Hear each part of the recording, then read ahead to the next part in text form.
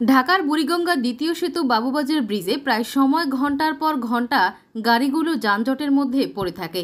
এতে করে সাধারণ কর্মব্যস্ত মানুষেরা তাদের কর্মস্থানে পৌঁছাতে বিলম্ব হচ্ছে এবং প্রতিনিয়ত সাধারণ মানুষরা ভোগান্তির শিকার হচ্ছেন। তবে এই যানজটের প্রধান সমস্যা কি জানা আছে?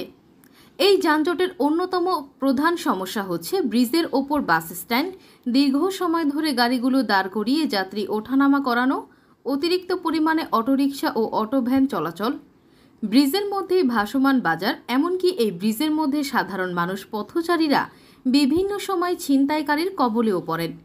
সন্ধ্যার পর রাত ঘনিয়ে আসলেই ছিনতাইকারীরা ফাঁদ পেতে থাকেন মানুষের কাছ থেকে টাকা পয়সা, মোবাইল ইত্যাদি জিনিস ছিনিয়ে নেওয়ার জন্য। সাধারণ মানুষের একটাই অভিযোগ, বুড়িগঙ্গার এই দ্বিতীয় সেতু বাবুবাজার ব্রিজ একটি গুরুত্বপূর্ণ ব্যস্তময় সেতু।